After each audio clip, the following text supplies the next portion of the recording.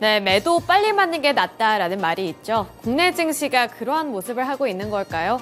1월 동안 정말 힘들었던 국내 증시였습니다. 그런데 2월 들어서는 2월 첫 거래일 코스피 지수 2% 가까이 반등해주는 모습이었고요. 이 저PBR 모멘텀으로 대형주들이 강하게 반등해주면서 코스피 쪽으로도 자금이 많이 유입되는 경험을 어제 국내 증시가 했습니다. 코스닥은 상대적으로 부진했지만 그래도 낙폭을 조금씩 줄여나가면서 하루를 마무리 짓는 흐름이 나타나기도 했는데요. 어제 외국인 투자자들의 자금이 많이 유입이 됐던 만큼 거래대금이 많이 쏠렸던 종목군들은 어떠한 종목들이었을지 거래대금을 기준으로 특징 종목들 확인해 보도록 하겠습니다. 먼저 코스피 시장부터 살펴보시죠. 코스피 시장에서 거래대금 탑5 종목군들입니다. 삼성전자, 현대차, 제주은행, SK하이닉스, 기아 이렇게 5가지 종목군들이 있는데요. 반도체 투톱에서는 일단 엇갈린 주가 흐름이 나타났습니다. 삼성전자가 1.24% 상승한 가운데 SK하이닉스는 반대로 1.48% 하락한 13만 2,700원을 기록하는 모습이었고요. 나머지 현대차와 기아 같은 완성차 기업들은 저PBR 관련 종목으로도 엮이면서 최근 들어서 질주를 하고 있는 그러한 섹터입니다. 여기에 이어서 판매량과 관련되어 있는 호조 소식, 호조세, 호재가 있었다는 점도 투자 심리를 자극했고요. 제주은행도 마찬가지로 저PBR 관련 종목으로 함께 엮이면서 어제도 3.28%의 추가 상승률을 기록했습니다. 이어서 코스닥으로 넘어가 보겠습니다. 코스닥에서 거래대금 탑5 종목군을 확인해 보시면 가장 상단에는 새내기 종목인 이닉스가 있고요. 이닉스가 어제 상장 첫날 165% 급등했습니다. 37,100원을 기록했고요. 아래로는 비트컴퓨터가 12.65%, 엔캠이 10.58%, HLB가 4.28%, 에코프로비엠이 6.79%의 상승세를 기록했습니다. HLB만 4.28%의 하락세로 거래를 마치는 모습이었습니다. 전 코스닥에서 에코프로 BM 같은 경우에는 기관 투자자들의 매수세가 큰 폭으로 들어오면서 이렇게 지수를 견인을 시켰고요. 이 비트컴퓨터 같은 경우에는 원격 진료 관련 종목으로 여겨지고 있는데 최근에 이 비대면 진료와 관련해서 정책적인 모멘텀, 이 기대감이 상당히 자리 잡고 있죠. 지난 1월 30일 부근에 윤석열 대통령이 이 비대면 진료 서비스에 대한 강조하는 멘트를 꺼내 들면서 시장의 기대감도 함께 높아졌습니다. 따라서 비트컴퓨터를 비롯해서 원격 진료 관련 종목들 어제 시장에서도 급등하는 모습이 나타났다는 점 확인해 보시면 도움되겠습니다. 네, 이렇게 코스피와 코스닥에서 거래대금이 많이 몰렸던 종목군들 함께 확인해 드렸고요. 이어서 특징 종목 확인해 보도록 하겠습니다. 먼저 첫 번째 특징주로는 이닉스를 살펴보겠습니다. 이닉스가 어제 신규 상장한 종목이라는 점 말씀드렸는데요. 165% 급등했고 37,100원의 종가를 형성했습니다. 이닉스는 2차 전지 안전 솔루션 기업인데 코스닥 상장 첫날에 장 초반에는 공모가 대비 200% 급등하는 수준을 나타내기도 했는데요. 이닉스 같은 경우에는 지난 수요 예측에서도 670.6대 1의 경쟁률을 기록을 했습니다. 그리고 흥행에 힘을 입어서 공모가 같은 경우에는 14,000원으로 확정이 됐는데요. 이 공모가를 훨씬 웃도는 수준의 주가 급등세를 어제 연출을 했다는 점 보시면 좋을 것 같고요. 이닉스 같은 경우에는 국내 생산 시설 확대뿐만 아니라 해외 투자를 통해 글로벌 공급망 확보에 나설 것이라는 계획을 밝힌 바 있습니다. 이를 통해서 차세대 배터리 셀 패드 등 전기차용 2차 전지 안전 솔루션 제품을 공급할 계획이라고 하는데요. 이렇게 앞으로의 사업에 대한 기대감까지 안고 있는 이닉스의 주가 어제 상장 전날 이렇게 강세를 기록했다는 점 참고해 보시면서 추후 전략은 어떻게 짜보는 게 좋을지 주가 흐름까지 면밀하게 파악해 보셔야겠습니다. 네, 이어서 다음 특징 종목 확인해 보겠습니다. 다음으로는 에코프로 BM을 살펴볼 텐데요. 에코프로 BM이 6.79% 상승한 22만 8천원을 기록했고요.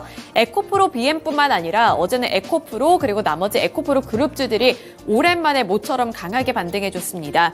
에코프로 BM이 미국 서바솔루션즈와 함께 배터리 재활용 MOU를 체결했다는 소식에 강한 흐름으로 거래를 마칠 수 있었던 건데요. 에코프로는 북미의 리튬이온 배터리 재활용 사업 협력을 위해 미국 배터리 재활용 업체인 서바솔루션즈와 함께 업무 협약을 체결했다고 밝혔습니다. 최근 서바솔루션즈가 위치한 미국 사우스캐롤라이나주에서 이러한 내용의 MOU를 맺고 미국의 인플레이션 감축법 대응 및 글로벌 전기차 배터리 공급망 확대에 힘을 쓰기로 밝힌 건데요. 서바솔루션즈는 스크랩 및 폐배터리에서 니켈 등 주요 광물을 추출하는 기업입니다. 일본 종합상사 마루베니로부터 5천만 달러 투자를 유치하면서 기술력과 경쟁력을 인정받았는데요. 여기서 에코프로가 함께 협력을 한다라는 소식이 전해지면서 에코프로 BM과 나머지 에코프로 그룹주들 어제 강하게 상승했다는 점도 참고해 보셔야겠습니다. 네, 이어서 다음 특징주 확인해 보겠습니다. 다음 특징 종목으로는 완성차 기업들 확인해 볼 텐데요. 현대차와 기아가 우선은 우리나라 밸류업 프로그램, 정부 차원에서 주도를 하는 이 밸류업 프로그램의 수혜가 예상이 된다라는 분석과 함께 최근 들어서 저PBR 관련 종목으로 엮이고 있습니다. 따라서 주가도 강한 흐름을 나타내고 있다는 점 확인해 보실 수 있는데요. 현대차가 6.89% 상승한 20만 8천 원을 기록했고요. 기아가 3.3% 오른 10만 6,300원을 기록했습니다. 이렇게 안 그래도 저PBR과 관련되어 있는 모멘텀으로 주가가 강한 흐름을 나타내고 있는데 여기서 판매량과 관련되어 있는 또 한 가지의 소식이 전해지면서 투자 심리가 다시 한번 개선이 되는 모습이 나타났는데요. 올해 1월 국내 완성차 5개사가 국내외 시장에서 전년 동월 대비 5% 이상 확대가 된 61만 대를 판매하면서 새해에 기분 좋은 출발을 했다는 코멘트가 나오고 있습니다. 이런 부분들이 최근 들어서 완성차 기업들 쪽으로 기대감을 높이고 있다는 점도 참고해 보셔야겠습니다. 네, 이어서 다음으로는 시간의 거래로 넘어가 보겠습니다. 시간의 거래에서 상승했던 종목군들부터 살펴볼 텐데요. 이닉스와 신스틸, 포스뱅크, FSN, HDC 이렇게 5가지 종목군들이 있는데요. 전 이닉스는 앞서서 정규장에서도 살펴드렸지만 최근에 상장한 3-4개 종목입니다. 그런데 이닉스가 어제 시간의 거래에서도 9.97%로 상한가를 기록하면서 48,800원의 종가를 기록했습니다. 신스틸 같은 경우에도 9.95%로 시간의 상한가 기록했고요. 포스뱅크가 9.07%로 강세를 기록한 가운데 FSN과 HDC 같은 경우에도 7%대 탄력을 받으면서 일제히 강세로 거래를 마쳤습니다. 이어서 하락했던 종목군들 확인해 볼 텐데요. 바이넥스가 어제 시간의 거래에서 6.83% 하락했고요. 또 펜텍이 6.5%, 하이비전 시스템이 6.05%, 하나손해보험이 3.32%, 삼형전자가 2.74% 하락했습니다.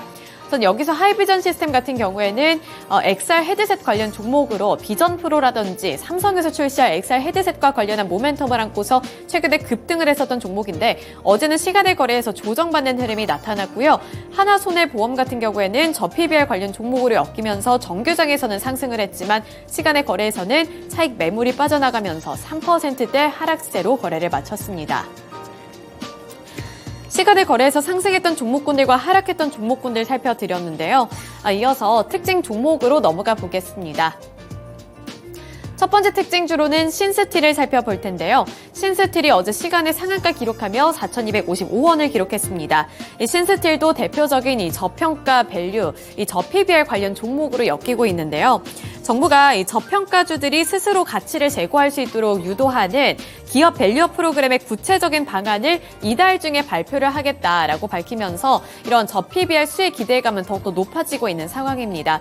이제 2월 안에 이러한 좀 세부적인 지침이라든지 내용이 추가적으로 발표될 것으로 보이면서 저PBR 관련 종목들이 주목을 받고 있는데요. 그중에 한 종목으로 신스틸이 시간의 거래에서 추가 상승을 했다는 점 체크해 보시면 좋을 것 같습니다. 네, 이어서 두 번째 특징주로는 FSN 살펴보겠습니다. FSN의 주가 확인해 보시면 시간의 거래에서 7%대 강세를 기록했고요. 7.55% 오른 3,490원의 종가를 기록했습니다. 이 FSN 같은 경우에는 갤럭시 S24의 중국 버전으로 알려져 있는 바이두 AI 챗봇 어니 탑 소식에 자회사 비헤이브 글로벌 바이두 1급 공식 마케팅 대행사인 점이 부각되면서 정규장을 이어 시간의 거래에서도 상승하는 흐름을 나타냈습니다.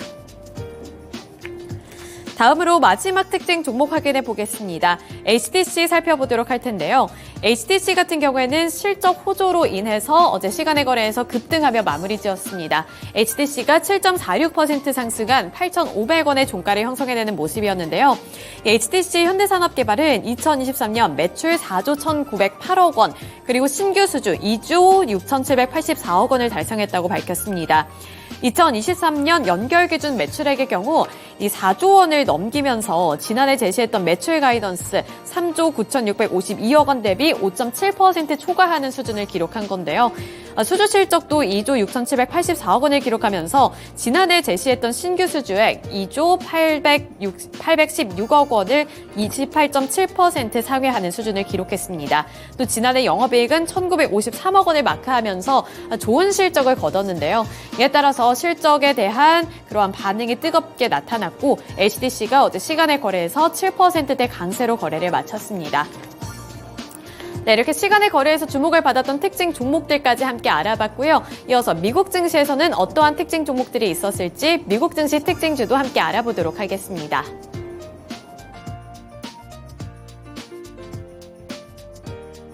네, 어제는 파월 의장이 강하게 조기 금리 인하에 대한 기대감을 끊어내면서 뉴욕 증시가 하락하는 흐름이었는데요. 그렇지만 간밤에는 반등에 성공을 했습니다. 투자자들은 결국에는 금리 인하가 시기상으로 늦춰질 수는 있겠지만 어쨌든 금리 인하 쪽으로 간다는 쪽에 조금 더 무게를 뒀는데요.